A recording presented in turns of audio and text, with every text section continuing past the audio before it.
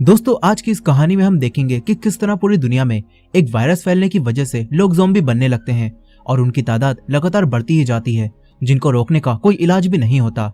लेकिन क्या कोई इन ज़ॉम्बीज को रोक पाएगा या फिर ये सब ऐसे ही चलता रहेगा? चलिए देखते हैं इस कहानी में। तो कहानी की शुरुआत में हम जेरी को देखते हैं, जो कि एक रिटायर यूएन इन्वेस्टिगेटर होता है। जेरी अपने परिवार के साथ रह रहा होता है, जिसमें जेरी की वाइफ कैरिन और उसकी दो बेटियां कॉनी और रेचल होती हैं। जेरी अपने परिवार के साथ काफी खुश होता है, लेकिन फिर एक दिन जब जेरी अपनी वाइफ और अपनी दोनों बेटियों के साथ कहीं जा रहा होता है तो उसे रास्ते में काफी ज्यादा ट्रैफिक मिलता है। इसी दौरान कैरिन कुछ हेलीकॉप्टर्स को आसमान में उड़ता हुआ देखती है और उसे कुछ अजीब सा लगता है, क्योंकि वो हेलीकॉप्टर्स काफी देर से आसमान में उड़े जा रहे थे। अब वो अपने कार के रेडियो को ऑन करती है, जिसमें न्यूज आ रही होती है कि एक बीमारी बहुत तेजी से फैल रही है। जेरी और कैरिन ये न्यूज सुन ही रहे होते हैं कि तभी एक पुलिस बाइक उसकी कार का साइड मिरर तोड़कर चली जाती है। ये देखकर जेरी कार से बाहर निकलता है। वो कार का मिरर उठाता है और तभी वहां पर एक बिल्डिंग में धमाका हो जाता है और सभी लोग भागने लगते हैं। तभी एक पुलिस ऑफिसर जेरी को कार में बैठने के लिए कहता है। जेरी जैसे ही कार में बैठता है तो तभी वहां पर एक ट्रक आता है, जिसके ब्रेक फेल हो गए होते हैं और वो सारी गाड़ियों को उड़ाता हुआ आगे जाने लगता है। जेरी भी ट्रक के पीछे पीछे आगे बढ़ने की कोशिश करता है ताकि वो यहाँ से निकल सके, लेकिन तभी उसकी कार का भी एक्सीडेंट हो जाता है। जेरी सबको कार से बाहर निकलता है और ये लोग भागने लगते हैं।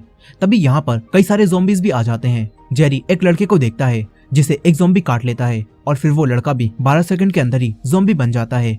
ये देखकर जेरी समझ जाता है कि ये जगह खतरे से खाली नहीं है। वो अपनी फैमिली को एक वैन में बिठाकर यहाँ से भागने लगता है। तभी उस वैन पर कुछ ज़ॉम्बीज हमला कर देते हैं। जेरी उन्हें मारकर शहर से दूर आ जाता है।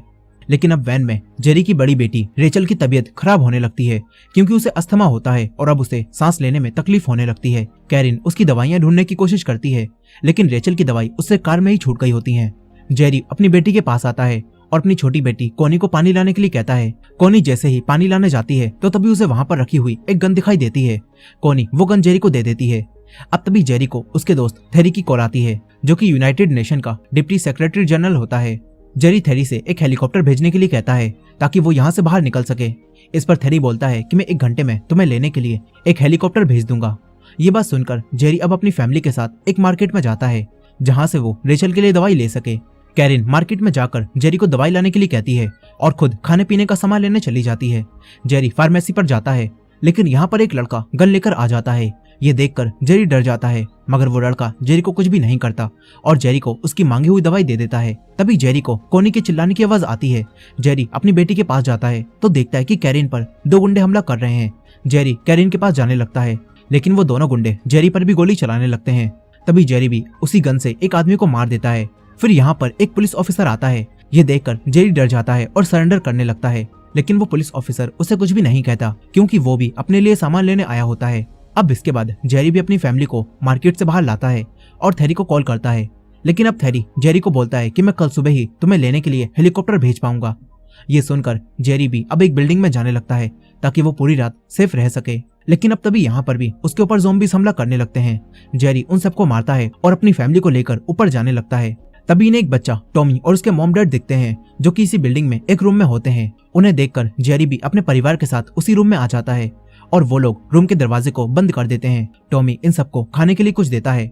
जेरी यहाँ आकर तुरंत ही रेडियो को ऑन करता है, जिससे इन सबको पता चलता है कि शहर में एक वायरस फैलने की वजह से लोग ज़ॉम्बी बन रहे हैं और इसी वजह से अब सभी लोगों को अपने घरों में बंद रहने का सुझाव दिया जाता है।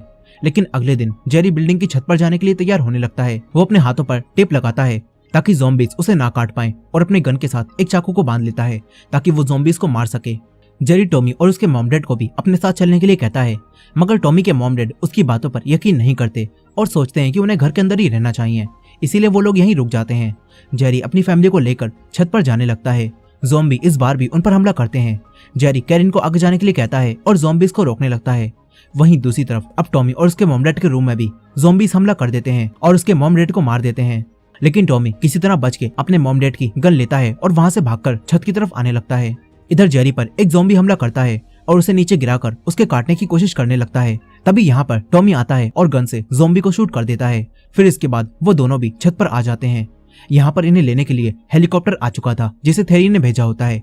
जेरी अपनी फैमिली और टॉमी के साथ हेलीकॉप्टर में बैठकर एक शिप पर जाता है, जो कि अटलांटिक ओशन में होती है और ज़ॉम्बी से बिल्कुल सेफ होती है। यहाँ जेरी अपने दोस्त थेरी से मिलता है। थेरी जेरी की फैमिली को आराम करने के लिए एक जगह पर ले जाता है और फिर जेरी को बताता है कि इस वायरस का असर हर जगह होने लगा है और इस वजह से हमने अपने प्रेसिडेंट को भी खो दिया है। वो बताता है कि कई शहर पूरी तरह से तबाह हो चुके हैं। थेरी कहता है कि कुछ दिनों पहले हमें कोरिया से एक ईमेल रिसीव हुआ था जिसमें ज़ॉम्बीज के बारे में लिखा था। अगर हम वहां जाकर ये पता लगा पाए कि ये बीमारी कैसे फैली तो शायद हम इसका इलाज ढूंढकर वैक्सीन बना सकते हैं। थेरी जेरी को डॉक्टर फेसबैक को दिखाता है जो कि कोरिया जाने वाले थे ताकि वो इस वायरस की शुरुआत जानकर वैक्सीन बना सके।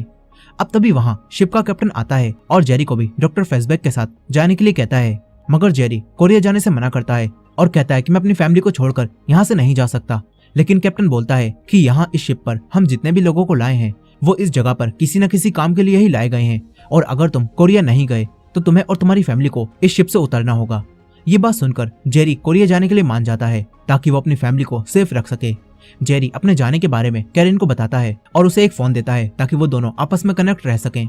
फिर वो सबको बाय कहकर डॉक्टर फेसबैक और कुछ सोल्जर्स के साथ कोरिया जाने के लिए निकल जाता है। जेरी डॉक्टर फेसबैक से इस वायरस के इलाज के बारे में पूछता है जिस पर डॉक्टर फेसबैक गैरी से कहता है कि कभी कभी इस वायरस की ताकत ही इसकी कमजोरी होती है और हम इस वायरस की कमजोरी पता करने ही कोरिया जा रहे हैं। वहीं दूसरी तरफ अब शिप पर दिखाया जाता है कि शिप पर ज्यादा भीड़ हो जाने की वजह से कुछ लोगों को वापस भेज दिया जाता है लेकिन जेरी की फैमिली बिल्कुल सेफ रहती है। इस तरफ जेरी और उसके साथी भी कोरिया पहुंच जाते हैं। जेरी और उसकी पूरी टीम प्लेन से बाहर निकलती है लेकिन अब तभी इन सब पर ज़ॉम्बीज हमला कर देते हैं। ये देखकर डॉक्टर फेसबैक डर जाते हैं इसीलिए वो डरकर वापस प्लेन के अंदर भागते हैं लेकिन तभी उनका पैर फिसलता है और वो गिर जाते हैं और उनके हाथ में मौजूद गन का ट्रिगर उनसे दब जाता है और उन्हीं के गोली लग जाती है जिससे डॉक्टर फेसबैक यहीं मर जाते हैं। तभी वहां पर कोरिया के कुछ सोल्जर्स आते हैं और जेरी और उसकी टीम को अपने साथ एक सेफ जगह पर ले जाते हैं।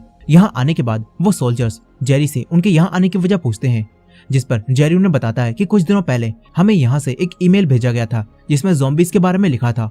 हम उसके ही बारे में पता लगाने यहाँ आए हैं। ये बात सुनकर सोल्जर्स जेरी को एक जले हुए रूम में लेकर जाते हैं जहाँ पर बहुत सारे लोगों को जलाकर मारा गया था। वो लोग बताते हैं कि सबसे पहला मरीज यहीं पर आया था जिसके काटने से सब लोग इन्फेक्टेड हो गए और इसी वजह से हमने उन सभी को जला दिया। जेरी इनसे पहले मरीज के बारे में पूछता है जिस पर सोल्जर जेरी को बताता है कि ये एक डॉक्टर था और ये एक सोल्जर को देखने गया था जो कि लगभग एक हफ्ते से कहीं गायब था और जब वो मिला तो वापस आने के बाद वो सभी को काटने की कोशिश कर रहा था इसीलिए हमने उसे गोली मार दी थी और उसे यहाँ बांध दिया था। लेकिन जब ये डॉक्टर उसे चेक कर रहा था तो तभी उस सोल्जर ने इस डॉक्टर को काट लिया और ये डॉक्टर ज़ॉम्बी बन गया और इसके बाद से ही यहाँ पर भी ज़ॉम्बी वायरस फैल गया। अब यहीं जेरी को एक सोल्जर दिखता है जिसका एक पैर खराब था। ये देखकर जेरी उस सोल्जर से पूछता है कि क्या तुम्हारे पैर का ये हाल ज़ॉम्बीज की वजह से हुआ है, जिस पर वो सोल्जर मना करता है। तभी दूसरा सोल्जर बोलता है कि ये आदमी 7-8 ज़ॉम्बीज के बीच में फंसा हुआ था लेकिन शायद ज़ॉम्बीज को भी इस आदमी में कोई इंटरेस्ट नहीं था इसलिए ज़ॉम्बीज ने इस पर हमला नहीं किया। ये बात सुनकर सभी लोग हंसने लगते हैं लेकिन जेरी सोच में पड़ जाता है कि आखिर ज़ॉम्बीज ने इस पर हमला क्यों नहीं किया। तभी उसे यहाँ पर एक CIA का आदमी दिखता है जो कि नॉर्थ कोरिया को हथियार बेच रहा था इसीलिए इन लोगों ने उसे अरेस्ट कर लिया होता है।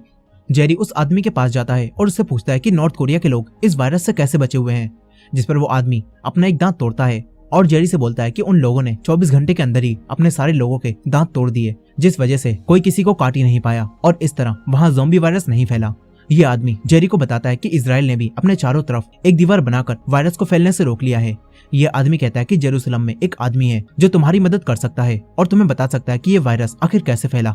ये बात जानकर जेरी अपनी टीम को जेरूसलम चलने के लिए कहता है और कैरिन को कॉल करने लगता है लेकिन नेटवर्क ना आने की वजह से कैरिन जेरी से बात नहीं कर पाती। फिर जेरी कोरिया के सोल्जर से अपने प्लेन में फ्यूल डालने के लिए कहता है जिस पर वो सोल्जर जेरी से बोलता है कि ज़ॉम्बीज आवाज से आकर्षित होते हैं तो तुम सब पहले प्लेन में चुपचाप पहुंच जाओ जिसके बाद मैं फ्यूल टैंक लेकर आता हूँ। जेरी उसकी बात मानता है और अपने बचे 2 साथियों के साथ साइकिल से प्लेन के पास जाने लगता है लेकिन तभी कैरिन जेरी को कॉल कर देती है जिसकी आवाज सुनकर ज़ॉम्बीज उन सबके पास आने लगते हैं। तभी वही कोरियन सोल्जर टैंक लेकर आ जाता है और ज़ॉम्बीज को मारने लगता है जिसके बाद जेरी और उसके साथी भी अपनी स्पीड बढ़ाते हैं और प्लेन तक पहुंच जाते हैं। लेकिन तभी जेरी के ऊपर एक ज़ॉम्बी हमला करता है और उसे उसकी बाइक से नीचे गिरा देता है।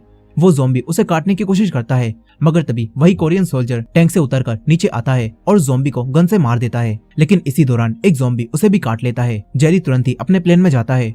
यहीं वो कोरियन सोल्जर खुद को ही गोली मार लेता है ताकि वो ज़ॉम्बी ना बने। अब यहाँ जेरी और उसका बचा एक साथी प्लेन को उड़ाते हैं और वहां से निकल जाते हैं। फिर कुछ समय बाद जब सब शांत हो जाता है तो जेरी कैरिन को कॉल करता है और बताता है कि मैं इजराइल जा रहा हूँ। अब तभी उनके फोन से सिग्नल चले जाते हैं जिस वजह से कॉल डिस्कनेक्ट हो जाती है। यहाँ इजराइल पहुंचने के बाद जेरी अपने प्लेन के पायलट को प्लेन में ही रुकने के लिए कहता है जिसके बाद जेरी एक ऑफिसर सेगन और यर्गन से मिलता है। जेरी यर्गन से पूछता है कि इजराइल को इस वायरस के बारे में कैसे पता चला, जिससे उन्होंने अपने बचाव के लिए दीवार बना ली। इस पर यर्गन जेरी को बताता है कि हमें इंडिया से एक खबर आई थी जिसमें हमें बताया गया था कि वो लोग राक्षसों से लड़ रहे हैं। ये सुनकर मैं समझ गया कि राक्षस मतलब ज़ॉम्बी, इसीलिए हमने ये दीवार बना ली ताकि हम लोग वायरस से बच सकें। यर्गन जेरी को दीवार के पास लेकर जाता है, जहाँ जेरी देखता है कि ये लोग दूसरे लोगों को भी इजराइल में आने दे रहे हैं। ये देखकर जेरी यर्गन से इसकी वजह पूछता है, जिस पर यर्गन बताता है कि हम जितने भी लोगों को बचा पाएंगे तो उतने ही कम ज़ॉम्बी पैदा होंगे। अब यहीं अंदर आए लोग बचने की खुशी मनाने लगते हैं, जिससे वहां पर काफी ज्यादा शोर होने लगता है और तेज आवाज सुनकर दीवार के दूसरी तरफ मौजूद ज़ॉम्बी भी दीवार के ऊपर चढ़कर अंदर आने लगते हैं। और इस तरह ज़ॉम्बीज अब यहाँ भी आ जाते हैं और लोगों को काटने लगते हैं, जिससे यहाँ भी भगदड़ मच जाती है। तभी जेरी एक बूढ़े आदमी को देखता है जिस पर कोई भी ज़ॉम्बी हमला नहीं करता। जेरी सेगन के साथ यहाँ से भागता है और देखते ही देखते पूरे इजराइल में भी ज़ॉम्बी फैलने लगते हैं। जेरी तभी एक और बच्चे को देखता है जिसे भी ज़ॉम्बीज नहीं काटते। ये देखकर जेरी समझ जाता है कि ज़ॉम्बीज शायद बीमार इंसानों को नहीं काट रहे। अब तभी जेरी और सेगन पर कुछ ज़ॉम्बीज हमला कर देते हैं। सेगन उन ज़ॉम्बीज पर फायर करती है, लेकिन तभी एक ज़ॉम्बी उसके हाथ पर काट लेता है। ये देखकर जेरी तुरंत ही सेगन के उस हाथ को काट देता है ताकि वायरस उसके शरीर में ना फैले। इस तरह सेगन ज़ॉम्बी बनने से तो बच जाती है, मगर उसे अब काफी दर्द हो रहा होता है। ये लोग उसके खून को बहने से रोकते हैं और हाथ पर एक पट्टी बांध देते हैं। यहीं दूसरी तरफ ज़ॉम्बीज के फैलने की खबर प्लेन में बैठे जेरी के उसी पायलट को लगती है और वो पायलट प्लेन को लेकर यहाँ से चला जाता है। तभी जेरी को दूसरा प्लेन दिखाई देता है। जेरी सेगन को लेकर उसके अंदर जाता है। वो सेगन को एक सीट पर बिठाता है और उसे कुछ पीने के लिए देता है ताकि उसका दर्द कम हो सके। जेरी उसके हाथ पर दूसरी पट्टी बांध देता है। यहीं ये प्लेन भी अब इजराइल से निकल जाता है। जेरी यहाँ बैठकर उन्हीं लोगों के बारे में सोचने लगता है जिन्हें ज़ॉम्बीज ने नहीं काटा था। जेरी को याद आता है कि कोरिया में भी वो सोल्जर जिसका पैर खराब था उसे भी ज़ॉम्बीज ने कुछ भी नहीं किया था। इससे अब जेरी को पूरा यकीन हो जाता है कि ये ज़ॉम्बीज उन लोगों को नहीं काटते जो कि बीमार हों। अब ये जानकर जेरी कैरिन को कॉल करता है और उससे कहता है कि थेरी से बात कराओ। फिर जेरी थेरी को सब कुछ बताता है और उससे कहता है कि इस प्लेन को किसी लैब के पास लैंड करा दो जो कि वायरस की वैक्सीन बनाती हो। थेरी उसकी बात मानता है और पायलट से बात करता है और उन्हें वेल्स के एयरपोर्ट पर लैंड करने के लिए कहता है। लेकिन अब तभी एक एयर होस्टेस एक लॉक को खोलती है तो उसके अंदर से एक ज़ॉम्बी बाहर आता है जो कि अब तक वहां कैद था और वो ज़ॉम्बी अब सबको काटने लगता है, जिससे प्लेन में भी लोग ज़ॉम्बी बनने लगते हैं। जेरी सभी लोगों को शांत रहने के लिए कहता है और ट्रॉली और बैग की मदद से एक दीवार बनाने की कोशिश करता है, लेकिन तभी इन पर भी ज़ॉम्बीज हमला कर देते हैं। जेरी उन्हें मारता हुआ सेगन के पास जाता है। तभी उसे सेगन के पास एक ग्रेनेड दिखाई देता है। जेरी उस बॉम्ब को ज़ॉम्बीज पर फेंकता है, जिसके फटने से प्लेन में एक बड़ा सा होल हो जाता है और प्लेन का बैलेंस बिगड़ने लगता है। जेरी सेगन को सीट पर बिठाता है और सीट बेल्ट बांध देता है और खुद के साथ भी ऐसा ही करता है। लेकिन अब तभी प्लेन जमीन से टकराता है और क्रैश हो जाता है। प्लेन के क्रैश होने की वजह से जेरी यहीं पर बेहोश हो जाता है। अब थोड़ी देर बाद जब जेरी को होश आता है तो वो देखता है कि एक आयरन बेल्ट उसके पेट में घुस चुकी है। जेरी सेगन की सीट पर देखता है, लेकिन वहाँ पर सेगन नहीं होती। जेरी अपने पेट के अंदर से आयरन बेल्ट को निकालने की कोशिश करता है, लेकिन वो उसे नहीं निकाल पाता।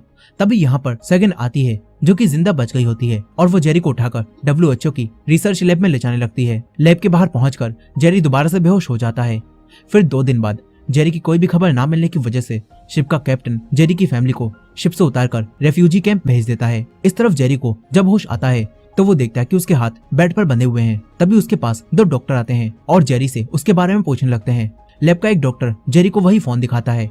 जेरी डॉक्टर से पूछता है कि मैं कब से यहाँ पर बेहोश हूँ, जिस पर वो डॉक्टर उसे बताते हैं कि तुम पिछले 3 दिनों से यहाँ पर बेहोश थे। वो दोनों आदमी जेरी से पूछते हैं कि तुम कौन हो। इस पर जेरी उनसे कहता है कि थेरी को फोन करो तो मैं सब कुछ पता चल जाएगा कि मैं कौन हूँ। वो डॉक्टर उसकी बात मानता है और कॉल करता है। थेरी कॉल उठाता है। जेरी थेरी से कहता है कि मैं WHO की रिसर्च लैब में हूँ और यहाँ मेरे साथ 2 लोग मौजूद हैं, तुम इन्हें बताओ कि मैं कौन हूँ। यहाँ थेरी जेरी को जिंदा जानकर काफी खुश होता है और फिर डॉक्टर्स को बताता है कि मैं UN का डिप्टी सेक्रेटरी जनरल हूँ। और फिर थेरी गैरी के बारे में भी उन्हें बता देता है। तभी जेरी थेरी से अपनी फैमिली के बारे में पूछता है और कहता है कि कैरिन ने फोन क्यों नहीं उठाया, जिस पर थेरी उसे बताता है कि तुम्हारी कोई भी खबर ना मिलने की वजह से कैप्टन ने उन्हें शिप से उतार दिया है और रेफ्यूजी कैंप में भेज दिया है। थेरी की ये बात सुनकर जेरी को बहुत गुस्सा आता है और वो अब रेफ्यूजी कैंप जाने की तैयारी करने लगता है ताकि वो अपनी फैमिली को प्रोटेक्ट कर सके। लेकिन वो दोनों आदमी उसे यहाँ से जाने से मना करते हैं। एक आदमी उसे बताता है कि मैंने भी अपने बेटे और अपनी वाइफ को खोया है और वो दोनों भी ज़ॉम्बी बन चुके हैं। वो आदमी कहता है कि हम सब ने किसी न किसी को खोया है, लेकिन तुम्हारे पास अभी भी एक उम्मीद बची हुई है। डॉक्टर की ये बात सुनकर जेरी वहीं रुक जाता है और फिर इन डॉक्टर्स को बताता है कि ज़ॉम्बीज उस इंसान को नहीं काटते जिसके अंदर पहले से ही कोई बीमारी हो। जेरी बोलता है कि अगर हम कोई ऐसा वायरस बना पाए जिससे हम मरे भी ना, तो ज़ॉम्बीज हमें नहीं काटेंगे और हम आसानी से ज़ॉम्बीज से बच जाएंगे और फिर ज़ॉम्बीज के बीच जाकर हम उन्हें खत्म कर सकते हैं। जेरी की ये बात सुनकर डॉक्टर जेरी को बताती हैं कि हमारे पास इस तरह के कई सारे वायरस पहले से ही मौजूद हैं, पर वो सब लैब के वीविंग एरिया में हैं, जहां पर अब कई सारे ज़ॉम्बीज हैं। ये बात सुनकर जेरी वीविंग एरिया को कैमरों की मदद से देखता है और यहाँ पर चारों तरफ ज़ॉम्बीज ही फैले होते हैं। अब जेरी सैगन के साथ वहां जाने की तैयारी करने लगता है। वो अपने हाथों और पैरों पर टेप लगाता है ताकि ज़ॉम्बीज उन्हें ना काट पाए। यही वो आदमी भी इन दोनों के साथ वीविंग एरिया में जाने लगता है ताकि वो जेरी को रास्ता बता सके। अब तभी दो डॉक्टर्स जेरी के पास आते हैं और उसे ज़ॉम्बीज को मारने के लिए कुछ टूल्स देते हैं और एक गन भी देते हैं। जेरी गन लेने से मना करता है क्योंकि गन से काफी तेज आवाज होगी और ज़ॉम्बीज इनकी तरफ आने लगेंगे, लेकिन सैगन वो गन ले लेती है ताकि जब कोई भी रास्ता ना बचे तो वो ज़ॉम्बीज को इससे मार सके। अब ये तीनों वीविंग एरिया के अंदर जाते हैं और बिना कोई भी आवाज किए उस वॉल्ट की तरफ आगे बढ़ने लगते हैं जहां पर उस वायरस के सैंपल्स को रखा गया है। बाकी डॉक्टर्स इन्हें कैमरों की मदद से देखते हैं। जेरी, सैगन और वो डॉक्टर आगे बढ़ रहे होते हैं। तभी इन्हें एक जगह पर कुछ ज़ॉम्बीज दिखाई देते हैं। सभी लोग उन ज़ॉम्बीज से छुपकर आगे बढ़ते हैं। तभी डॉक्टर का एक पैर एक बॉक्स से टकराता है और एक ज़ॉम्बी उनकी तरफ आने लगता है। उसे अपनी तरफ आता हुआ देखकर सैगन उस पर गोली चलाती है, मगर अब गोली की आवाज से सारे ज़ॉम्बीज इनके पीछे ही आने लगते हैं। जेरी सैगन और डॉक्टर को उसी वॉल्ट की तरफ जाने के लिए कहता है जिसमें वायरस के सैंपल्स को रखा गया है, और वो खुद शोर मचाकर सारे ज़ॉम्बीज का ध्यान अपनी तरफ कर लेता है और यहाँ से भागने लगता है। तभी उसे एक लैब दिखाई देती है। जेरी उसके अंदर जाता है और बाकी ज़ॉम्बीज से बचकर दो ज़ॉम्बीज को मार देता है और फिर उसी वॉल्ट की तरफ बढ़ने लगता है। वहीं दूसरी तरफ सैगन और डॉक्टर वॉल्ट के पास जाते हैं। तभी इन्हें ज़ॉम्बीज देख लेते हैं। ये दोनों वहां से भागते हैं और वीविंग एरिया से बाहर आ जाते हैं। इस तरफ जेरी अब वॉल्ट के अंदर आ जाता है, लेकिन जिस जगह पर उस वायरस के सैंपल्स को रखा गया था उसके डोर पर एक लॉक लगा होता है। ये देखकर जेरी लॉक को तोड़ने लगता है। तभी एक डॉक्टर उसी लैब में रखे फोन पर कॉल करती हैं और डोर को खोलने का पासवर्ड बताती हैं। फिर जेरी डोर को खोलता है और वॉर्ड के अंदर जाता है, लेकिन जेरी को उस वायरस के बारे में कोई भी जानकारी नहीं होती जो कि इन्हें चाहिए। इसीलिए वो कई सारे वायरस के बोतल्स को एक बॉक्स में रखकर बाहर आने लगता है। तभी वॉल्ट के बाहर एक ज़ॉम्बी आ जाता है। ये देखकर जेरी अब समझ नहीं पाता कि वो क्या करे। अब वो बाहर भी नहीं जा सकता था, लेकिन वो इस तरह अंदर बैठकर कुछ भी नहीं कर सकता था। इसीलिए अब जेरी बिना जानकारी के ही एक वायरस को अपने अंदर इंजेक्ट करने लगता है। उसे ऐसा करते हुए देखकर सभी डॉक्टर्स परेशान होते हैं, क्योंकि जेरी की बताई गई सारी बातें अब तक सिर्फ एक थ्योरी ही थी और उन्हें आजमाना बाकी था। और साथ ही जेरी अपने अंदर जो वायरस इंजेक्ट कर रहा होता है उससे वो जल्दी ही मर सकता है। अब जेरी एक पेपर पर लिखता है कि मेरे परिवार से कहना कि मैं उनसे बहुत प्यार करता हूँ। इसके बाद जेरी उस वायरस को अपने अंदर इंजेक्ट कर लेता है और उसके असर करने का वेट करने लगता है। थोड़ी देर बाद जेरी दरवाजे के पास जाता है और डोर को खोलता है। डोर के बाहर खड़ा ज़ॉम्बी अब अंदर आता है, लेकिन वो जेरी पर हमला नहीं करता और बस उसे देखता ही रहता है। जेरी अब समझ जाता है कि उसने ज़ॉम्बी से बचने का तरीका ढूंढ लिया है और बाकी सारे डॉक्टर और सैगन भी ये देखकर काफी खुश होते हैं। इसके बाद जेरी वहां पर एक मशीन को ऑन करता है, जिसकी आवाज सुनकर सारे ज़ॉम्बीज उस मशीन की तरफ आने लगते हैं, पर कोई भी ज़ॉम्बी जेरी पर हमला नहीं करता और उसे नहीं काटता। जेरी विविंग एरिया से बाहर आता है। इसके बाद एक डॉक्टर उसके अंदर वायरस का एंटीडोट लगा देती हैं ताकि जेरी ना मरे। फिर जेरी अपनी फैमिली के पास वापस लौटकर आ जाता है। उसे देखकर उसकी फैमिली काफी खुश होती है और अब पूरी दुनिया में जिंदा बचे लोगों को एक वैक्सीन दी जाती है जिससे लोग ज़ॉम्बीज से बच जाते हैं। ये वैक्सीन एक छलावे की तरह काम करती है, क्योंकि इससे ज़ॉम्बीज को लगता है कि इंसान बीमार हैं, लेकिन असल में इंसान बिल्कुल ठीक होते हैं और इस तरह कोई भी ज़ॉम्बी किसी भी इंसान पर हमला नहीं करता। यहीं कुछ देशों में इंसानों ने ज़ॉम्बीज को जलाकर खत्म करने का तरीका ढूंढ लिया होता है, जिससे वो ज़ॉम्बीज को हमेशा के लिए खत्म करने लगते हैं। इस तरह इंसान ज़ॉम्बी से अपनी जान बचा लेते हैं और इसी एंडिंग के साथ ये कहानी यहीं खत्म हो जाती है। दोस्तों, ये थी वर्ल्ड वॉर Z मूवी की फुल स्टोरी। आई होप कि आपको ये स्टोरी पसंद आई होगी। वीडियो पसंद आई हो तो वीडियो को लाइक करना मत भूलिएगा और हमारे चैनल पर नए हैं तो हमारे चैनल वॉच मिस्ट्रीज हिंदी को सब्सक्राइब कर लीजिए। मिलते हैं नेक्स्ट वीडियो में।